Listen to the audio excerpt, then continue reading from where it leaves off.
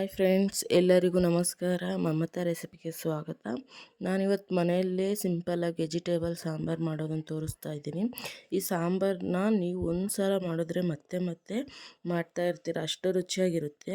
ಅದ್ರ ಜೊತೆಗೆ ಸ್ವಲ್ಪ ಟಿಪ್ಸು ಸಹ ಹೇಳ್ತಾ ಹೋಗ್ತೀನಿ, ಯಾವ ರೀತಿ ಈಸಿಯಾಗಿ ಮಾಡಬಹುದು ಅಂತ. ಈ ಸಾಂಬಾರು ಮುದ್ದೆ, ಅನ್ನ, ಚಪಾತಿ ಎಲ್ಲ ಜೊತೆ ಕಾಂಬಿನೇಷನು ಚೆನ್ನಾಗಿರುತ್ತೆ. ಹೇಗೆ ಮಾಡೋದು, ಏನೇನು ಇಂಗ್ರೀಡಿಯೆಂಟ್ಸ್ ನೋಡೋಣ ಬನ್ನಿ. ಇಲ್ಲಿ ಮನೆಯಲ್ಲೇ ಮಾಡಿರುವಂತಹ ಸಾಂಬಾರು ಪೌಡರ್, ಬೆಳ್ಳುಳ್ಳಿ 1 ಗಡ್ಡೆ, ಕರಿಬೇವಿನ ಎಲೆ 1 2-3, ಅರಿಶಿಣ, ಒಂದು 10 ನಿಮಿಷ ನೆನೆಸಿಟ್ಕೊಂಡಿರುವಂತಹ ಬೇಳೆ, ಸಾಸಿವೆ, ಜೀರಿಗೆ, ಈ ಕಡೆ ತರಕಾರಿ ಕೊತ್ತಂಬರಿ, ಒಗ್ಗರಣೆಗೆ ಈರುಳ್ಳಿ, ಕರಿಬೇವು, 3 ಟೊಮೆಟೊ ಹಣ್ಣು, ರುಚಿಗೆ ತಕ್ಕಷ್ಟು ಉಪ್ಪು, 1 ಮೂಲಂಗಿ, ಚಿಕ್ಕ ನಿಂಬೆಹಣ್ಣು ಗಾತ್ರದಷ್ಟು ಹುಣಸೆ ಹಣ್ಣು, ಹೀರೆಕಾಯಿ 1 ಬದನೆಕಾಯಿ 1, ಆಲೂಗಡ್ಡೆ 1-2, ಕ್ಯಾರೆಟ್ 1, ಬೀನ್ಸ್ 5-10 ಹಾಕಿ ಕಟ್ ಮಾಡಿ ಇಟ್ಕೊಂಡಿದ್ದೀನಿ. ನಾನು ಇಲ್ಲಿ 8-10 ಜನಕ್ಕೆ ಸಾಂಬಾರು ಮಾಡ್ತಾ ಇರೋದು. ಕುಕ್ಕರ್ ಸ್ಟವ್ ಮೇಲೆ ಇಟ್ಟು ಬೇಳೆ ಹಾಕಿ, ಬೇಳೆ ಮುಳುಗುವಷ್ಟು ನೀರು ಹಾಕಿ, ಅದಕ್ಕೆ ಬೆಳ್ಳುಳ್ಳಿ, ಕರಿಬೇವು ಹಾಕಿ, ಕರಿಬೇವು ಹಾಕಿದ್ರೆ ಫ್ಲೇವರ್ ಚೆನ್ನಾಗಿ ಬರುತ್ತೆ ಅಂತ 3 ಟೊಮೆಟೊ ಹಣ್ಣು ಹಚ್ಚಿಟ್ಕೊಂಡು 3 ಟೊಮೆಟೊ ಹಣ್ಣು ಹಾಕಿ, ಅರಿಶಿಣ ಸ್ವಲ್ಪ ಹಾಕಿ, ಬೇಳೆ ಬೇಗ ಬೇಯೋದಕ್ಕೆ ಎಣ್ಣೆ 3 ಚಿಟಿಕೆ ಅಷ್ಟು ಹಾಕಬೇಕು. ಇದು ಒಂದು ಟಿಪ್ಸ್ ಅಂತ ಅಂದ್ಕೊಳ್ಳಿ. ಎಣ್ಣೆ ಹಾಕಿದ್ರೆ ಬೇಳೆ ಬೇಗ ಬೇಯುತ್ತೆ, ಸ್ಮೂತಾಗಿ ಇರುತ್ತೆ. ಹಂಗೆ ಇದು ಇನ್ನೊಂದು ತರಕಾರಿ ಈಸಿಯಾಗಿ ಒಂದೇದರಲ್ಲಿ ಯಾವ ಥರ ಬೇಯಿಸ್ಕೊಳ್ಳೋದು ಅಂತ. ನಿಮ್ಮ ಹತ್ರ ಸ್ಟೀಮರ್ ಇದ್ದರೆ ಸ್ಟೀಮರ್ ಇಟ್ಕೊಳ್ಳಿ.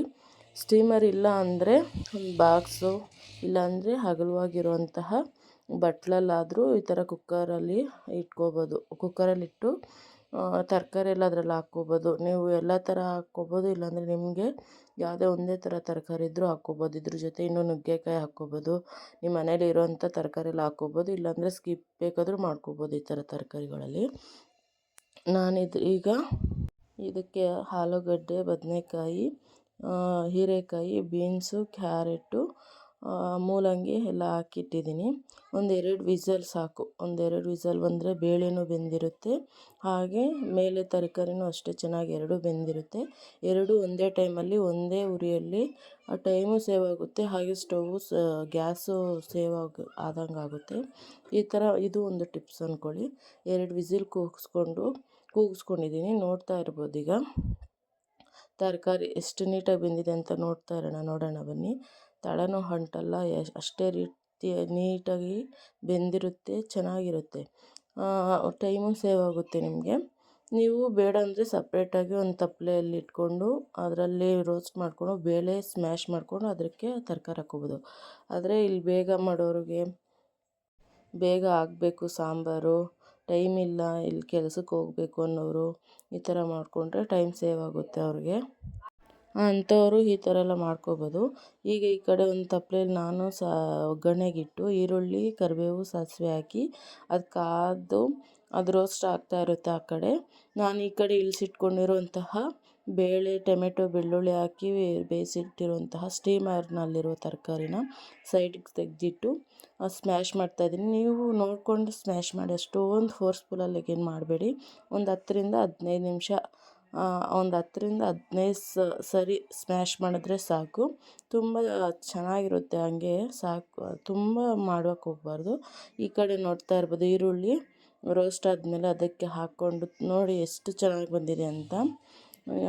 ಅದೆಲ್ಲ ಬೇಳೆ ಎಲ್ಲ ಹಾಕಿ ಸ್ಮ್ಯಾಶ್ ಮಾಡಿರೋದಾದಮೇಲೆ ಮಿಕ್ಸ್ ಮಾಡ್ಕೊಂಡು ತರಕಾರಿ ಎಲ್ಲ ಮಿಕ್ಸ್ ಮಾಡಿಕೊಂಡು ಆ ಕಡೆ ಇಟ್ಕೊಂಡಿದ್ದೀವಲ್ಲ ಹುಣಸೆಹಣ್ಣು ರಸ, ಅದನ್ನು ಕಿವುಚಿ ರಸನ ಹಾಕಿ, ಮನೆಯಲ್ಲೇ ಮಾಡಿರೋಂತಹ ಇದು ಸಾಂಬಾರು ಪೌಡ್ರು ತುಂಬ ಚೆನ್ನಾಗಿರುತ್ತೆ. ಮನೆಯಲ್ಲೇ ಮನೇಲಿ ಮಾಡಿರೋ ಸಾಂಬಾರು ಪುಡಿ ಹಾಕಿ, ಇನ್ನು ಸ್ವಲ್ಪ ಉಪ್ಪು ನೋಡ್ಕೊಂಡು ಉಪ್ಪು ಹಾಕಿ, ತರಕಾರಿಗೆ ಸ್ವಲ್ಪ ಹಾಕಿರ್ತೀವಿ. ಆಮೇಲೆ ಇದಕ್ಕೆ ಲಾಸ್ಟಲ್ಲಿ ನೋಡಿಕೊಂಡು ಉಪ್ಪು ಖಾರ ಆಗಿದೆ ಅಂತ ನೋಡ್ಕೊಳ್ಳಿ.